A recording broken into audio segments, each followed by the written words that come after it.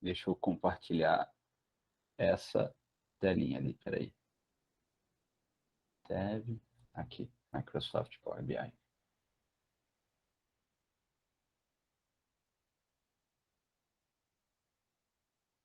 Ó, esse aqui é o primeiro exemplo de demonstrativo do resultado do exercício. Prontinho, Ivan, pode clicar em acessar. Então, esse é um dos dashboards, né, que eu achei mais interessante. Com certeza, eu arriscaria que foi um contador que fez, porque você vê que são informações mais precisas e mais interessantes. Então, imagina você, profissional de tecnologia, estudou lá arquitetura de dados, estudou a questão de peso de uma requisição, a questão de testes, programação orientada a objeto e tudo mais. Aí agora você vai ter que ensinar para ele aí a questão de quais contas compõem a receita bruta, quais contas compõem os custos, onde está isso, como eu vejo isso. Que é muito mais fácil quando a gente vê, por exemplo, um banco de dados, a gente vai observando como está sendo registrado e nada mais é o banco de dados fazendo uma análise assim, dando um exemplo assim bem básico, o banco de dados, quando você abre ele assim, você vê que é uma grande planilha de Excel. Então, o contador consegue se identificar ali e falar, olha, eu quero pegar esse atributo e dividir esse por esse, multiplicar esse com aquele, e a gente chegar à informação, que é exatamente aquilo que a gente fez. O contador consegue ver lá uma data de nascimento e criar uma regrinha lá, uma sintaxe, e ter uma requisiçãozinha. Então, aqui ele fez esse painel aqui, onde no canto superior direito tem a questão dos anos, né, que você pode colocar, marcar um ano, marcar 2 anos. Aí pode apertar a tecla Ctrl A, que você seleciona mais de um ano. Então, ele já faz o cálculo automático e tudo mais. Aí tem aqui no lado direito, nessa barrinha em laranja aqui na metade, tem um simulador. E abaixo. Isso. Então, por exemplo, já tem esses dados aí. Aí você, caso vocês queiram projetar, por exemplo, sei lá, uma receita que vai aumentar mais 30%, 10%, você pode colocar o valor que você quiser. Então, você vê que muda todos os dados. Então, nada melhor do que um contador para ter essa projeção, entendeu? Saber o que precisa de fazer tudo isso. E, dependendo aí, eu acho que é uma das nossas próximas propostas aí também é falar um pouquinho do Power BI também mais para frente, não nessa sequência, mas talvez numa sequência futura. E vocês vão ver que são coisas bem simples, onde o que eu vou precisar mais de vocês é a questão de lógica e a inteligência de vocês. É uma das coisas que eu vou trazer também na apresentação, do que a parte mais difícil é você saber o que você precisa fazer. A execução é uma coisa mais prática, mais intuitiva. Tem o tio YouTube aí, tem o tio Google também, que você, cara, eu gostei desse simulador. Vai ser lá, tipo assim, como fazer um simulador no Power BI, Sim. 2 horas de aula e vocês vão aprender. Então, nem tudo, assim, não tem um custo. Se a gente fosse ensinar cada detalhezinho, seria um curso de 300, 400, 500 horas, e talvez não era necessário de vocês. Então, a nossa ideia aqui é trazer uma base bem forte para vocês, e a partir daí vocês vão pegando aqui um pouquinho do que vocês precisam. Talvez para alguns o simulador não precisa, mas talvez gráficos mais interativos. Aí o céu é o limite. Pode voltar lá, Ivan. Com certeza. Aí eu trouxe também essa questão de só mostrar rapidinho, pode ser esse daqui, o segundo, o terceiro, só para mostrar o que eu queria apresentar aqui, só que são várias áreas que, por exemplo, já estão utilizando isso. Você pode clicar nessa área de viagens públicas, por exemplo. Já cliquei aqui. É porque tem que trocar a tela. Espera aí, rapidinho. É esse aqui. Agora foi. Então, clica aí em principais rotas para gente.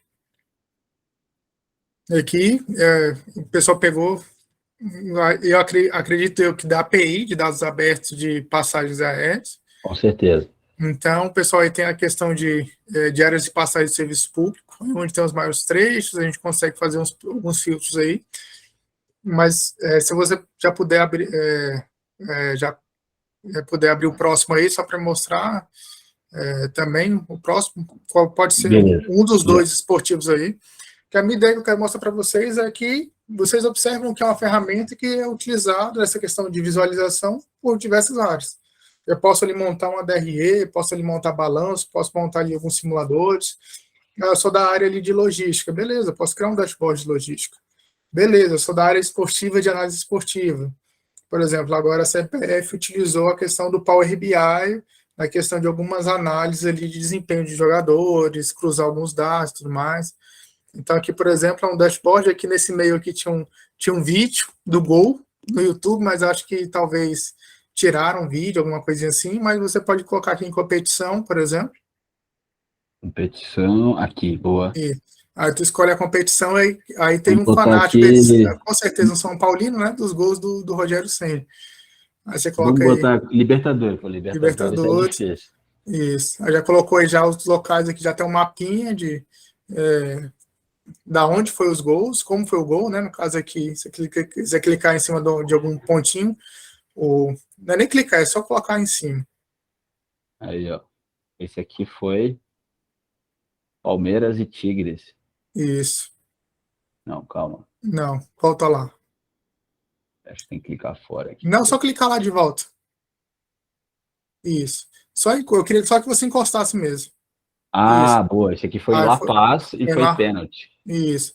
E aqui do lado, quais foram os goleiros e tudo mais. A ideia é ser bem interativo. Hoje a gente consegue fazer mais coisas, porque esse daqui eu acho que deve ser em 2017, 2018. Hoje o Power BI já está até um pouco mais bonitinho assim, mas só para mostrar que a gente pode fazer de qualquer coisa. Se você quiser fazer um filtro aí, por exemplo, de uma data específica também, você consegue observar também.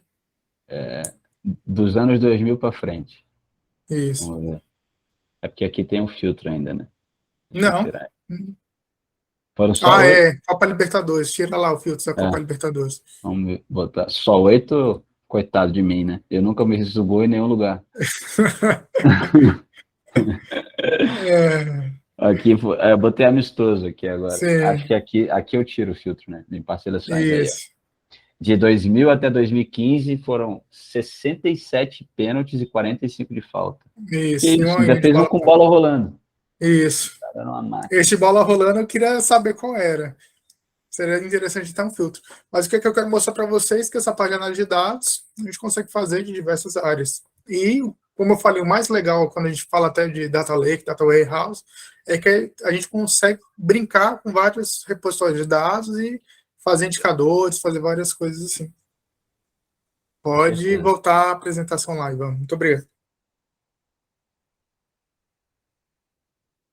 Então, observei que isso é importante para mim, observei que eu tenho que me capacitar sobre isso, mas quando eu tenho um projeto de tecnologia, por exemplo, pegando o exemplo aqui de fazer um dashboard para ser um pouco mais simples, para a gente fazer aquele processo que eu falei para vocês, identificar onde é que estão as informações, fazer um processo de ETL e finalizar numa camada de visualização, que pode ser no Tableau, pode ser no Power BI, pode ser em outra ferramenta. Por onde eu começo? Então, uma das coisas que eu tenho observado, principalmente em algumas capacitações, algumas coisas assim, quando a gente fala de Power BI, eu tenho um exemplo muito legal, assim, que foi muito gratificante para mim, foi a questão de um aluno que ele já tinha feito curso de Power BI de diversas formas, só que ele nunca conseguiu aplicar no trabalho dele, e sempre quando eu falo um pouquinho de Power BI, eu sempre falo de, primeiro a gente tem que montar um projeto. Não adianta nada eu pensar em montar um Power BI, vou fazer ali um gráfico com fogos de artifício, vou ter que fazer uma coisa bem dinâmica e tudo mais, mas se eu não tenho os dados, não tenho nada. E uma das coisas também que a gente, da nossa área assim, contábil, o dado financeiro, ou ele está certo ou ele está errado, não está 99% certo. Sim. Então, eu não posso chegar lá para o gestor e falar, olha, aqui no caixa aqui, talvez tenha 100 mil. Então, ele quer saber qual é o saldo do caixa. Não pode chegar, olha, pode ser entre 100 e 150. Então, o mais importante é a informação. Ah, Lucas, e como eu começo isso, então? Por onde eu começo? O primeiro passo é sempre pensar o que demandam de mim. Então, por exemplo, eu estou ali numa agência de seguros. Cara, quais informações que demandam de mim? Ah, eu quero saber a questão de sinistros, eu quero saber a questão de qual é o ticket médio, qual o tipo de carro que sai mais. Então, beleza. Então, já começa a anotar. Olha, todo dia alguém chega aqui e pergunta para o Lucas, cara, qual é a média aqui de sinistro? Beleza, eu vou anotar na folhinha mesmo, uma coisa bem saco de pão mesmo. Chega lá, beleza, demanda essa informação de mim, demanda essa informação tal, tal, tal. Então, quando eu vou montar esse sisteminha, ou um dashboard, ou qualquer coisa, eu já sei o que eu preciso. Aí, tendo essas informações, eu vou saber mais ou menos qual será o meu produto. Então, beleza, já sei o que demanda de mim, então posso criar um dashboard, posso criar uma visualizaçãozinha em PHP, posso fazer várias coisinhas, alguma aplicaçãozinha, um app, várias coisas. Então, eu já tenho um escopo. E também eu tenho que saber para quem é essa informação. Eu vou trazer um exemplo aqui, que eu sou contador da área pública, né? Eu sou contador da universidade. Então, eu quero trazer um exemplo da área pública só para a gente ir falando um pouquinho dessas caixinhas.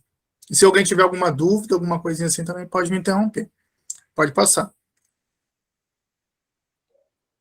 Então, o que demanda da minha unidade? Lucas. O Lucas trabalha na diretoria de contabilidade e finanças da Universidade de Brasília. Cara, o que demanda da minha unidade são informações orçamentárias financeiras. Se eu conseguir descer mais um nível e falar um detalhamento dessa resposta, seria, cara, são informações orçamentárias financeiras, mais especificamente, dotação atualizada, empenho, liquidação e pagamento. Então, se todo dia chega alguém lá da minha unidade e pergunta, Lucas, qual a dotação da minha unidade? Lucas, o empenho tal saiu? Lucas, fiz tal coisa, tal coisa, tal coisa, tal coisa, tal coisa. Em vez do Lucas falar todo dia, abrir um processo C e fazer essa resposta, é muito mais fácil para o Lucas colocar todas as informações em um Power BI, deixar ele público, e você entra muito naquela frase lá de Bill Gates, né? Então, em vez do Lucas lá preencher 1000 vezes lá qual é a dotação, qual é o empenho, qual é a liquidação, já está tudo lá disponível. O Lucas fica bem na fita. Em vez do pessoal lá perguntar para o Lucas como é, o pessoal do acesso do dashboard já tem informação e vaza, entendeu? E o Lucas, a preocupação do Lucas hoje é perder 10 minutos atualizando o dashboard deles. Então, esse é um caso real e prático que está acontecendo no Universidade de Brasília. Acho que até o final do ano a gente deve lançar alguns dashboards de transparências aí, mas a dor maior foi essa. Toda hora alguém me perguntando, e a gente foi e fez. Pode passar para o próximo. Beleza. Não só saber as informações que as pessoas demandam da gente, mas quem são os usuários e qual o interesse deles. Então, por exemplo, servidores em geral. Cara, dentro da estrutura, o pessoal quer saber, geralmente, o orçamento da unidade dele. Então, sei lá, trazendo também para a área privada, o departamento de marketing vai perguntar qual é a minha verba. Vai lá o pessoal de gestão de pessoas, cara, até quanto eu posso crescer aqui na questão de gestão de pessoas, porque tem algumas áreas aqui que estão precisando e tudo mais. Então, é interessante a gente saber quem é. Beleza, no nosso caso aqui, os servidores em geral, quer saber qual é o saldo de empenho, qual é a dotação, qual é a verba da unidade deles. A questão dos gestores, não, o gestor já quer ver uma execução do órgão, da unidade. Então, por exemplo, enquanto talvez uma unidade lá de RH quer saber quanto eles têm de espaço para poder crescer a folha de pagamento, o gestor quer ver a folha de pagamento de um formato mais macro, não só pagamento, como suprimentos, logística e tudo mais, ele quer ver o orçamento de um modo geral, não somente um pedacinho ali mais detalhado, ele quer ver uma coisa mais macro. E no nosso caso aqui, a sociedade já quer saber outra coisa. Eles querem saber, cara, como é que está o gasto público, será que a gente está gastando mais ou menos do que se comparado à iniciativa privada, como é que está essas questões. Então, só quis trazer um exemplo aqui que eu tenho as informações orçamentárias e financeiras, só que dependendo do meu usuário, cada um vai querer um pedaço diferente. Então, passo para o próximo slide. Então, eu vou definir qual é o meu produto. Então, o meu produto, eu posso criar um produto para cada, né? Eu posso criar um dashboard para gestores, um dashboard para as unidades e um dashboard para o controle social. Então, o ideal também, como o Ivan falou, um passo de cada vez. Não adianta eu querer fazer as três coisas, vão ficar os 3 projetos no meio do caminho. Então, uma das dicas que eu dou, até da minha experiência profissional, até na iniciativa privada, a gente sempre ia por etapas. Então, beleza, qual é a prioridade hoje? A minha prioridade, talvez, é atender os gestores, porque senão, se eles estiverem felizes, eu não sou demitido. Então, as unidades vão ficar por último. Então, tem muito essa questão. Então, a gente tem que ter uma prioridade. Então, pego os gestores, eu vou fazer toda aquela questão que a gente tem, metodologias ágeis, aquela questão de método Scrum também, de verificar quais são os interesses, verificar qual é o perfil, que a partir daí vocês vão ter mais facilidade de saber o que tem no nosso dashboard, o que de informação vocês vão precisar. Então, eu trouxe aqui 2 exemplos. No exemplo 1, decidimos atender todos os potenciais usuários, vamos colocar que a base era a mesma, gestor gerencial, elaborando telas que atendem todos os públicos, ou seja, o dashboard de execução da despesa em vários níveis. Então, vamos supor, no meu caso aqui, a minha base de tesouro gerencial, extrair tudo e eu consigo atender os três. Então, beleza, já consigo concentrar na mesma base informações que eu vou colocar em um nível de detalhamento e conseguir atender os três públicos. Já no exemplo 2, supondo que eu não consiga atender todos, beleza. Então, vamos atender neste primeiro momento os gestores elaborando no dashboard de forma mais macro, com indicadores e painéis. Então, beleza, eu não consigo atender os três nesse primeiro momento, a minha força de trabalho é reduzida, eu só consigo atender o exemplo 2, então eu só vou fazer o primeiro, dashboard para gestores, e como eu falei para vocês, o ideal é que a gente tenha essa questão que a gente fala um pouco de perna, de braço, o quanto a gente consegue fazer.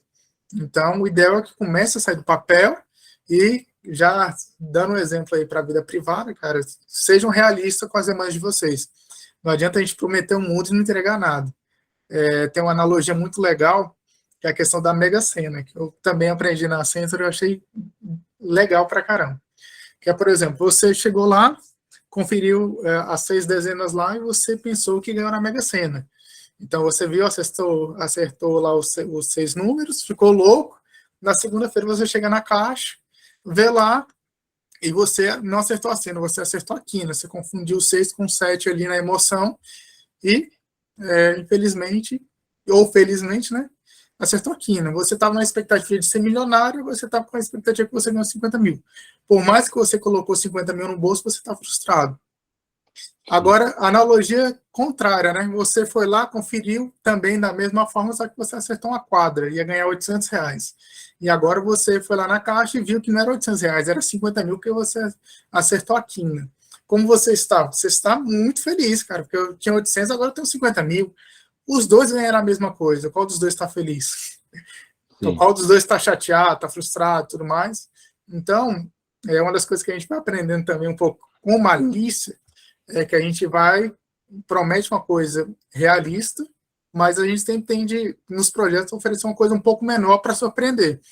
Então, talvez o pessoal está pensando que no meu projeto eu vou entregar uma quadra, mas no final eu já tenho consciência que eu vou entregar uma quina. Então, que os meus gestores não observem isso, mas o ideal é ter essa questão da expectativa. E isso foi muito legal, foi até um gestor que eu tive que ele era fora do Brasil, e eu achei esse exemplo fantástico, sempre eu trago ele. Pode passar. Então, a gente, para botar a mão na massa, né? Então a gente definiu isso, beleza.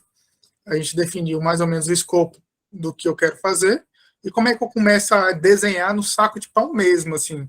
Beleza, eu vou lá fazer um dashboard para gestores, decidir que o que demanda de mim são informações orçamentárias, decidir que do meu público-alvo são aqueles 3 que eu falei, que eu vou atender só os gestores. Beleza. Para atender essa demanda, quais são as necessidades de informação deles? Então, agora, beleza, fiz uma coisa mais macro, agora eu vou fazer um detalhamento mesmo. O gestor quer saber, por exemplo, a dotação do órgão, ele quer que separa por grupo de natureza de despesa, que é pessoal, outra despesa corrente de investimento. Então, ele vai colocar todos os detalhamentos dele.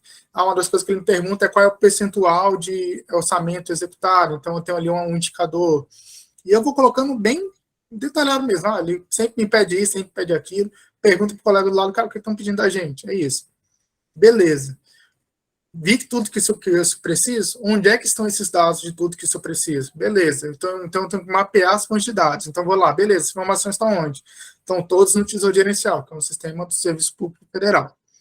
Beleza. E um passo, assim, que para mim é o pulo do gato, é a questão do mapeamento dos processos de coleta de dados. Muitas das vezes, por exemplo, pegando esse exemplo público, não sei se a maioria aqui é do setor público ou privado, mas só para formalizar isso, quem for do setor público vai entender o que eu estou falando. Às vezes a pessoa está indo lá no CIAF tela preta e coletando uma informação uma a uma. Então, no passo anterior, você vai lá e fala onde é que você tira esses dados? No CIAF tela preta. Que eu tiro aqui uma a um, pego um balancete e tudo mais e tal. Mas existe uma ferramenta chamada Tesouro Gerencial que eu consigo tirar todos os dados de uma vez na primeira hora da manhã, entendeu? Então, eu consigo tirar tudo de uma vez. Então, mapear o processo de coleta é interessante porque você vai te fazer você pesquisar também se não tem um método mais eficiente. Nada melhor do que antes de começar um sistema, você saber qual é o processo mais eficiente de coleta de dados. Segundo ponto é a análise de custo-benefício da informação e atualização. Um dos exemplos também que eu sempre trago é a questão do inventário de aves da universidade. Cara, seria muito legal a gente ter um inventário de aves da universidade, mas imagina qual é o custo de eu colocar um servidor todo dia contando. ir atualizando. Cara, beleza, agora contou, a gente tem 4.000 árvores, beleza. Mês que vem eu posso colocar um cara de novo para ir contando? Ou eu posso fazer isso de uma forma anual, de 4 em 4 anos, de gestão em gestão? Então, essa parte também da análise de custo-benefício da informação é muito importante para a gente saber se vale a pena ou não, ou, beleza, vale a pena essa informação. Qual é a periodicidade de avaliação, de atualização, na verdade? Então, eu tenho que pensar mais ou menos isso. Eu tenho um caso aqui, pode contar aí, desse slide bem aqui, análise do custo-benefício da informação e atualização. Uma vez eu apliquei para uma vaga de trabalho, e aí tinha um teste, né, para fazer o teste lá de Analytics. Daí eu subi, que eu tinha que entregar rápido e tal, eu subi um monte de recurso na Amazon, na AWS, esqueci de desligar, não passei no teste, e aí depois eu fui cobrado, tipo, mano, muita grana. Daí eu subi uma estrutura que era para matar uma formiga com um tiro de bazuca. E porque eu não fiz essa etapa de maneira correta. Não, mas é legal também essa questão. Não, e eu já perdi também muito tempo produzindo informação que no final o pessoal, ok. E foi talvez a informação que mais sugou energia, entendeu? Por isso que eu gosto dessa questão, já dando os bizus já da nossa experiência, essa questão de custo-benefício da informação. Aí sim que eu vou construir a minha base de dados. Então, beleza, eu fui lá, verifiquei quais são as necessidades, por que todos esses passos? Exatamente porque, supondo que eu comece a construir a Whey, beleza. Quando você estiver lá na parte do dashboard, você vai entender, cara, seria interessante tal informação. Você volta todas as suas casas. Ah, beleza. Eu não fiz essa análise aqui, por exemplo, na necessidade de informação. Está prontinho, o seu dashboard está legal, já está na parte de divulgação. Aí o seu gestor fala, cara, mas você poderia trazer tal coisa, que é uma coisa que a gente sempre pede. Ou, cara, sua fonte de dados, você montou até seus scripts lá do Python e tudo mais e tal, as suas sintaxes lá, todas lá para coletar o dado XYZ. Você perdeu uma meia hora ali só para escrever esses códigos, ou 1, 2 horas, fora os bugs que você tem que consertar, mas daí é ao longo das semanas, para saber que momentos depois tinha uma fonte lá que era só você linkar uma API, pegar um conector, entendeu? Então, por isso que eu trago esses passos, para depois de colocar a mão na massa. Então, é muito mais planejamento e pouco execução. Quanto mais a gente planeja, menos a gente quebra a cabeça. Mas quebrar a cabeça é importante porque, no exemplo do Ivan aí, já ficou a experiência. Mas aqui a nossa ideia é ir reduzindo a nossa curva de aprendizado. Construir a base, fiz esse processo de ETL, ou de ELT, aí vai depender do interesse de vocês. Aí sim, vou construir meus dashboards, beleza, então todas as minhas informações ali, eu vou criar os gráficos, os indicadores, e aí a parte mais importante também é a divulgação do trabalho de vocês, que todo esse processo, a ideia é um reconhecimento. Então, para vocês terem uma ideia, assim que a gente mostrou o nosso projeto de transparência, que deve estar rolando aí até o final do ano aí, em Power BI, para a reitora, ela ficou louca, né? E gostou e tudo mais. E essa parte da valorização de vocês é a parte mais importante. É aqui que rola talvez um bônus, uma PPR, uma promoção. Então, essa parte de divulgação também é importante. Pode passar aí, Ivan. Cara, então, Lucas, de tudo isso, cara, o que você chamaria mais atenção? É uma das coisas que sempre o pessoal pergunta. Cara, mas de tudo isso aí, o que você falaria para me colocar uma lupa? Cara, 99% de um dashboard eficiente é a base de dados. 99,99999%. Então, eu vejo até na questão dos cursos hoje de Power BI, que é uma das coisas que eu faço crítica mesmo, o pessoal mostra lá para você fazer... vamos aqui no Canva fazer um fundo legal, vamos aqui, esqueci o que o pessoal usa bastante, tem vários que a galera usa e tudo mais, vamos fazer uma parada de impacto visual, beleza, fez uma parada bonita, fogo de artifício, tudo mais, aí vai lá, o dado tá errado.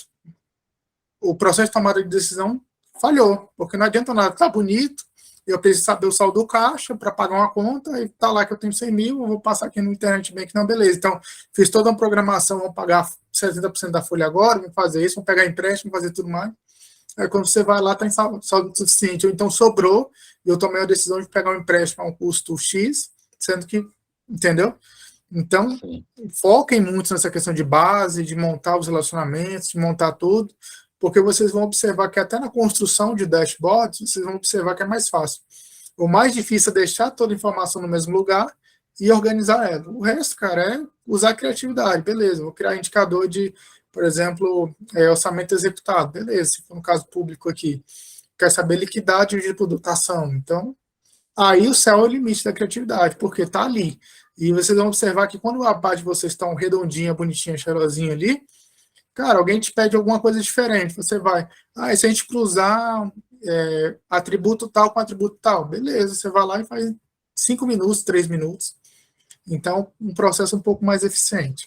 Pode passar aí, Ivan. É só uma coisa, professor, rapidinho. Pode falar. É só que, levando em consideração tudo isso que vocês falaram, acho que a gente conclui que a parte de ciência de dados em si começa ali no tratamento da base de dados, reconhecer o que você tem para trabalhar, que aí já entra a questão da criatividade que o senhor falou, Isso. mas que desde o momento que você faz a primeira descarga de dados ali, já começa ali sua ciência de dados, né?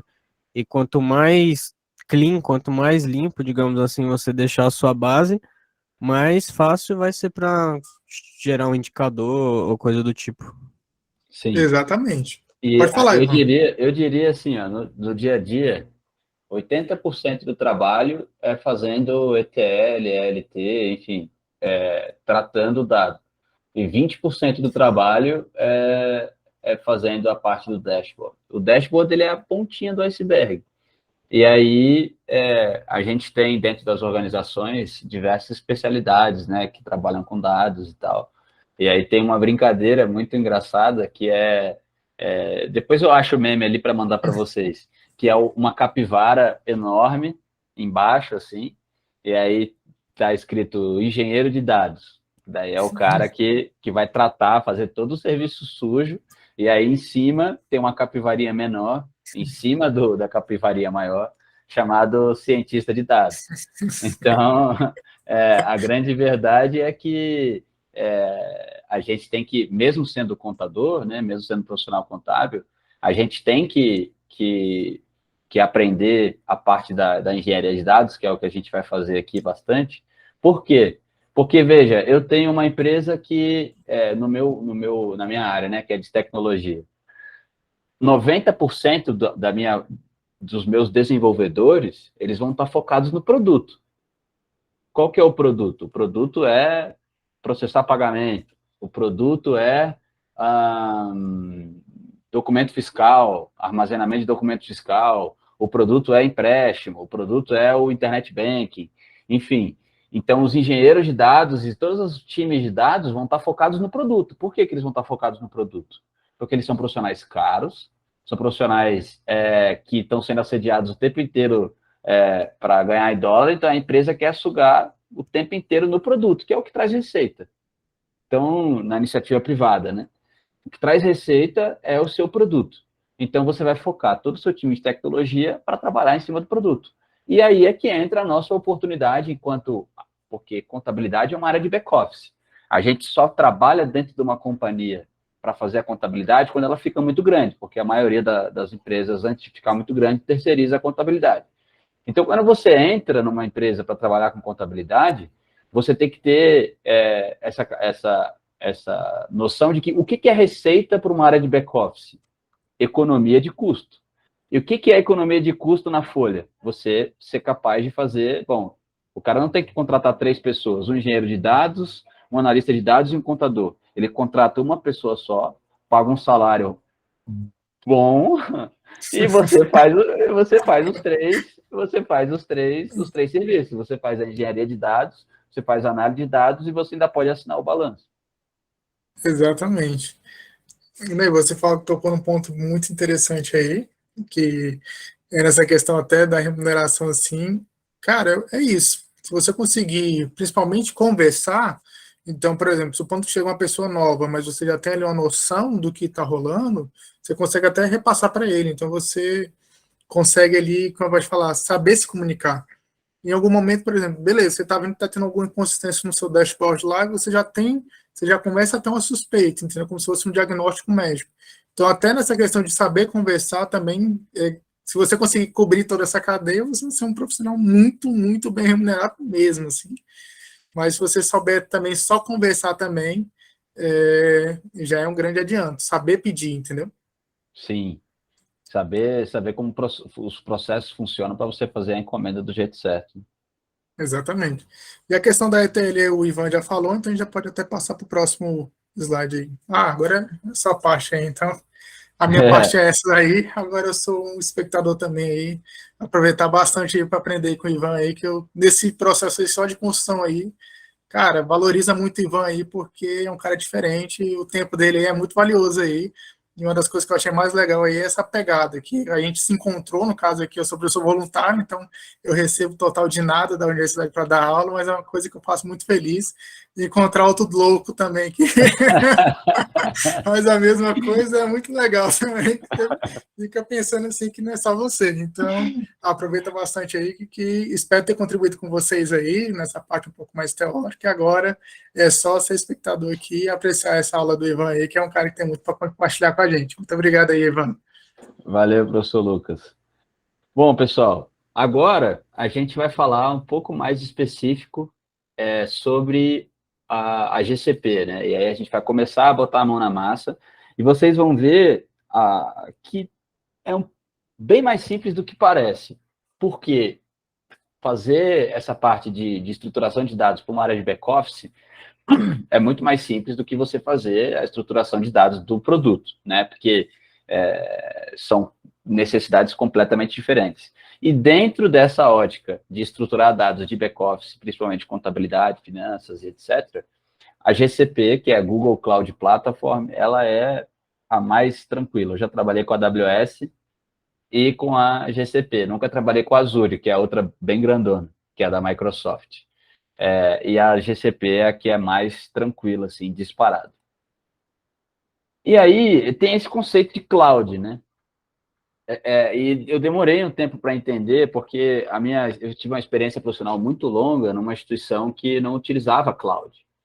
Então, era tudo mainframe, e tinha um centro de processamento de dados, e uma coisa assim, bem mais não tão conectado na parte da cloud. Então, para mim, era uma coisa que era muito que eu não conseguia entender o que é esse cloud, então, né? E aí tem até um adesivo que eu tenho aqui no meu computador também, que cara, não existe cloud, só é o computador de outra pessoa.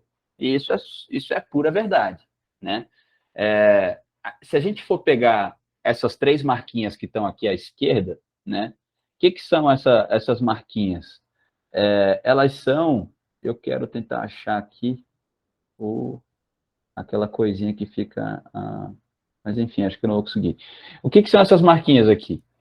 São as três grandes provedoras de cloud atualmente, que é o Google Cloud, a AWS e a Microsoft Azure. Se a gente for pensar sobre o negócio dessas três companhias, é um negócio 100% focado em tecnologia e disponibilidade de dados. E a grande verdade é que não existe cloud, de fato. É o computador de outra pessoa. O que acontece? Essas três empresas, elas têm uma capacidade computacional tão grande, tão gigantesca, tão absurda, e elas precisam ter essa disponibilidade computacional, porque a gente, inclusive, está numa sala de Google Meet que está utilizando a estrutura do Google Cloud, mas é um produto do Google. Então, veja, além do produto do Google, que é o que a gente está usando, que é o Google Meet, tem o próprio Google, o site de busca está online 24/7, então você tem que ter uma estrutura computacional gigantesca. E o que essas empresas fazem? Eu estou tentando explicar de um jeito zero técnico, tá? É muito mais lúdico aqui para a gente tentar fazer sentido do que é uma cloud. Essas empresas vão lá num determinado lugar e é como se elas pegassem um prédio, vamos pensar que é um prédio, um grande prédio, e entupisse de computador nesse prédio. Pum, pum, pum, pum, pum. E aí, o que acontece? Ela vai lá e estima. 30% dessa capacidade é a que eu preciso para rodar meus produtos. E como ela tinha esse lance de ter muita disponibilidade, tinha sempre uma capacidade ociosa. E aí teve algum abençoado, que eu não lembro se foi na AWS ou no Google Cloud ou na Microsoft Azure, eu acho que foi na AWS, que foi a primeira que despontou assim, que ele falou, pessoal, a gente está perdendo dinheiro aqui. A gente tem uma capacidade computacional gigantesca, que está ociosa, porque a gente precisa ter disponibilidade. Por que a gente não aluga isso para quem precisa de capacidade computacional?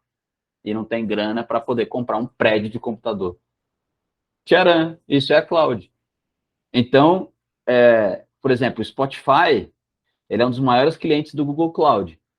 Só que o Spotify do teu celular, ele é um pedacinho do condomínio do Google Cloud, que a Spotify aluga. Ela vai lá e paga um valor todo mês para poder alugar essa estrutura computacional. O Nubank, eu não sei qual que é a cloud que o Nubank está, mas não tenha dúvida absoluta que eles utilizam a estrutura de cloud de um desses 3 players. E aí eu trouxe aqui, eu estava pensando em startup, assim, que, tipo, batesse o olho e a gente soubesse quem é. Eu peguei aqui o Canva, é um site de fazer coisa de Instagram e tal, ficou muito famoso, acho que foi o primeiro unicórnio da Austrália, se eu não me engano. E aí, ele também, certamente, subiu todo o produto dele em cima dessa capacidade computacional. E a cloud foi tão revolucionária dentro do contexto, né, que você não precisa, se a gente pensar na DRE, você não precisa fazer, imobilizar teu patrimônio, né? Porque pense, se o Spotify precisasse imobilizar toda a capacidade computacional que ele usa, isso ia falir a empresa no primeiro dia. Nubank, a mesma coisa. O Canva, a mesma coisa. E todas as outras startups que existem no mundo, se elas fossem ter que imobilizar a grana que elas usam de capacidade computacional, o negócio não para de pé nunca na vida. Então, essa foi a grande sacada do cloud. É como se fosse um win-win, né? Então, as empresas gigantescas de tecnologia, elas conseguem explorar a capacidade ociosa delas, e as empresas de tecnologia menores conseguem botar o teu produto de pé sem ter que comprar um prédio de computador. Então, é basicamente isso. E é super barato. Eu tenho muitos dados guardados no meu cloud da dissertação e eu pago 1 centavo todo mês. Eles me cobram 1 centavo, porque eu já passei do período de graça. Então, é muito barato. Você paga $5 a cada terabyte. E 1 terabyte, eu não sei exatamente a conversão, mas são muitos gigabytes. Então, é muito difícil de você gastar muito com o cloud, né? Porque essas empresas aqui, elas usam muitos dados. Então, o cloud é isso.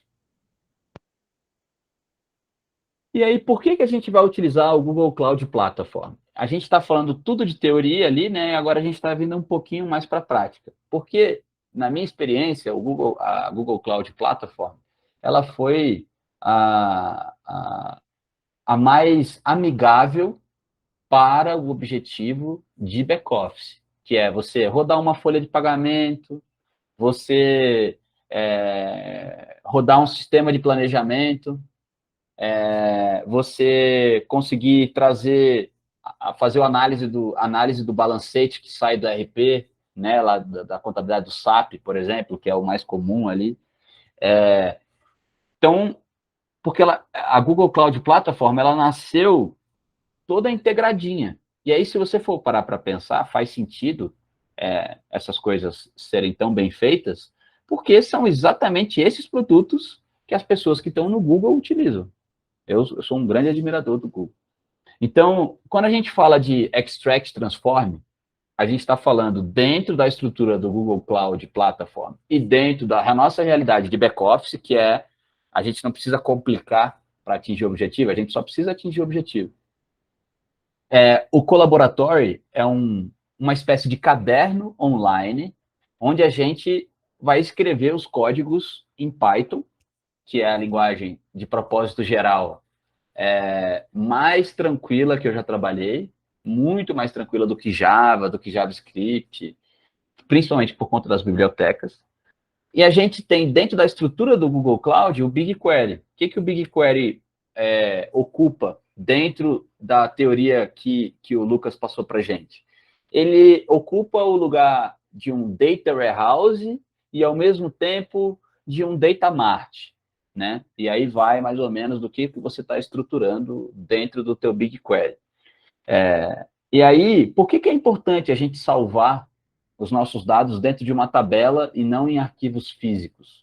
A gente consegue fazer segregação de acesso, a gente consegue ter muito mais segurança de que esses dados vão ficar ali. E tem uma coisa muito importante, principalmente na nossa área, que são dados determinísticos. O que significa dado determinístico? A gente tira uma foto, né? E se você tira uma foto numa planilha, quem garante que alguém não vai chegar lá e vai entrar na planilha e vai trocar, botar mais um zero na tua demonstração? Porque a planilha fica lá na rede, e aí na rede todo mundo tem acesso. Dentro do BigQuery, não, você consegue fazer a estratificação de acesso. Exemplo, na companhia que eu trabalho, a gente tem acesso a dados sensíveis, né? Dados como a folha de pagamento, dados como as despesas que são reembolsadas de cada funcionário. Imagine se isso fosse controlado em planilha. Olha o risco que a gente ia ter de auditoria dessa informação vazar. Imagine, uma pessoa pediu um reembolso de algum procedimento de saúde extremamente invasivo. Nossa, isso não pode vazar nunca na vida, né? Então, é muito mais seguro manter essas informações dentro de um data warehouse seguro com gestão de acesso. Dentro das organizações, que funciona? Como é que funciona? Você tem um time de tecnologia que garante essa infraestrutura para a gente, e você consome essa infraestrutura para fins de back-office, finanças e contabilidade. E aí, a última etapa desse processo bom, eu extraí, transformei, carreguei de maneira segura meus dados, agora eu preciso demonstrar o que esses dados estão contando para a gente, né? Então, fazer a visualização desses dados. E aí tem muito o conceito de data-driven, né? O que é uma decisão data-driven, etc. Em linhas gerais, é você basear a sua decisão em dados. É isso. Essa é a tradução literal. Então, ao invés de você chegar e falar, né, você tem aquela coisa, tá ventando, aí você vai, lambe o dedo e vê qual que é o sentido do vento e fala, vamos para lá. Aí, mas por quê? Por que a gente tem que ir para lá? Aí o famoso confia. Isso é clássico, né? Isso não é nem um pouco data-driven, né?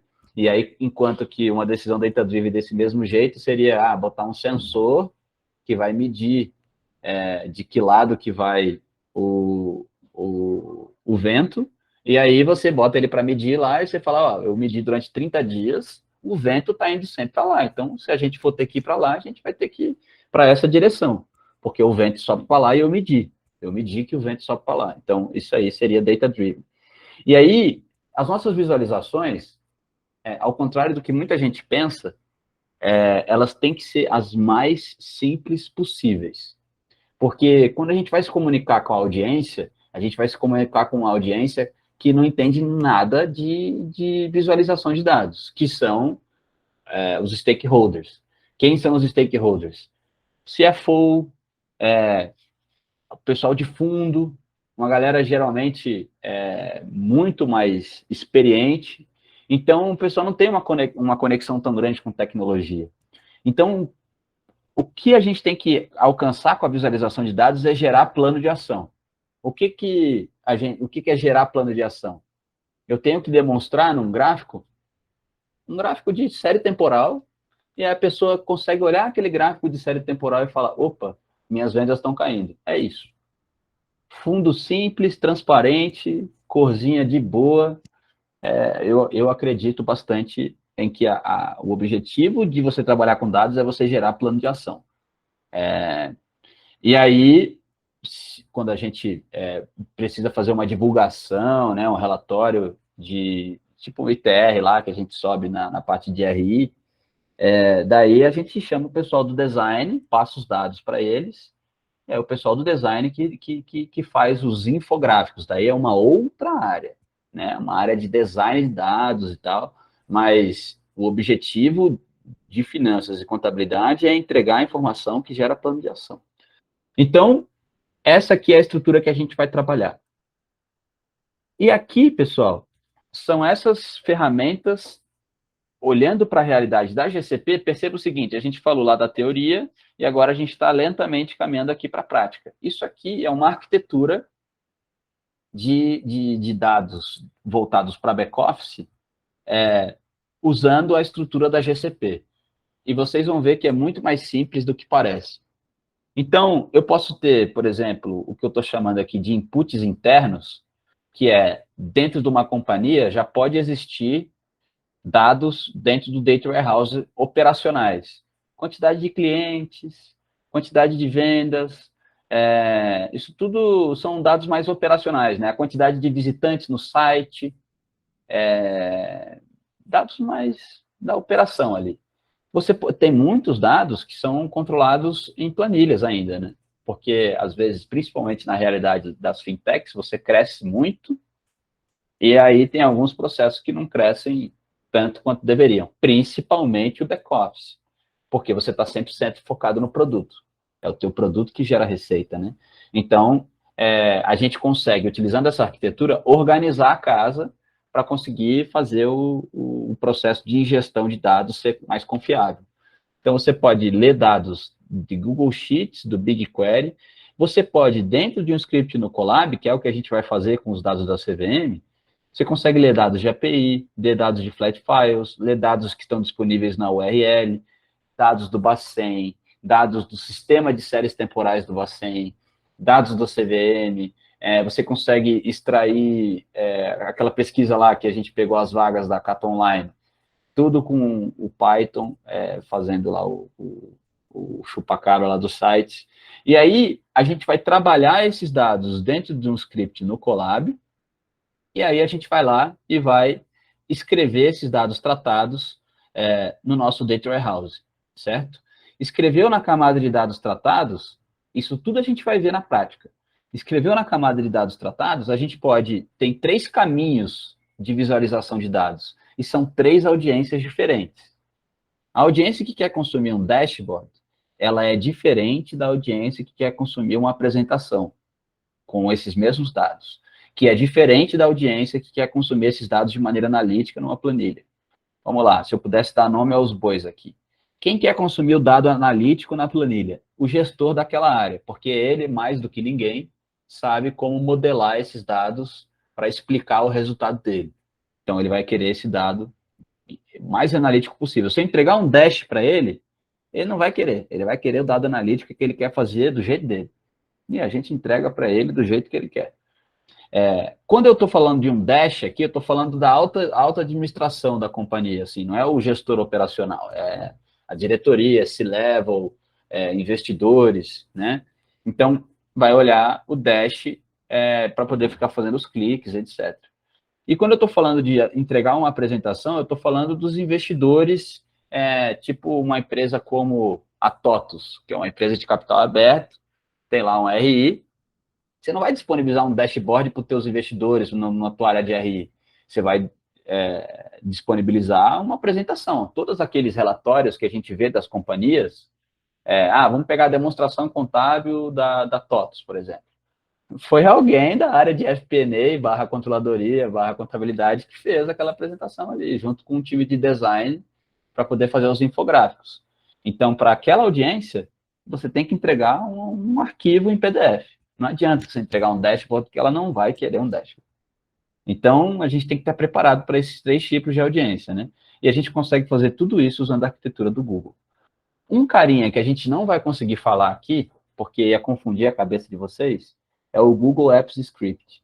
O Google Apps Script, ele é como se fosse um robozinho que ajuda a conectar todas essas caixinhas aqui, além do script no Colab. Só que a grande diferença do Apps Script para o script no Colab é que o Apps Script consegue rodar sozinho. Então, você pode botar ele para rodar todo dia, 9 da noite. Ele vai lá e roda. Então, por exemplo, eu tenho um script do Apps Script que pega os dados do dólar e das moedas lá do Bacen todo dia, 9 da noite. Daqui a pouco ele vai pegar, eu mostro para vocês. Daí ele plota, joga no BigQuery, o BigQuery joga no Data Studio. Aí todos os dias eu tenho a cotação para minhas pesquisas, a cotação de todas as moedas atualizadas até o dia anterior. Então, preciso fazer alguma coisa correndo, já tem lá, está rodando sozinho, não preciso fazer nada.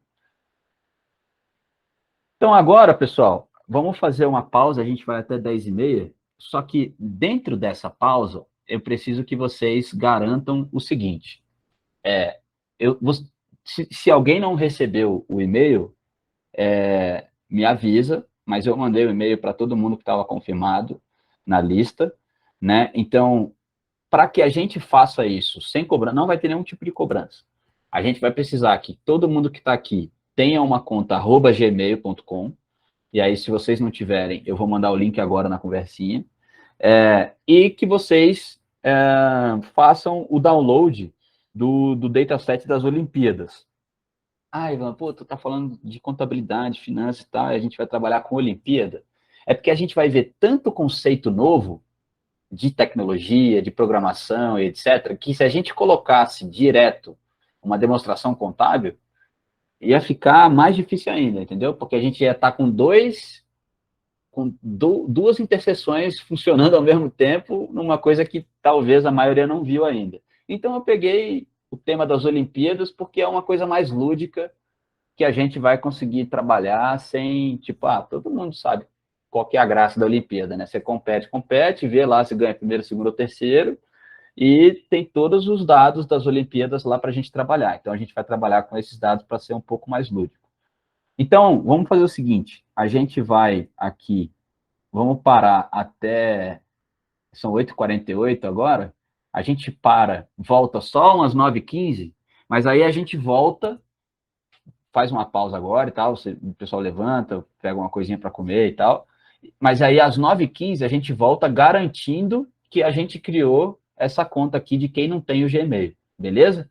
Então 9h15 a gente volta para poder fazer essa parte. Eu vou mandar aqui agora o link para vocês, e aí a gente volta às 9h15. Exatamente, tem que bater o ranking. Vou parar de gravar aqui, peraí.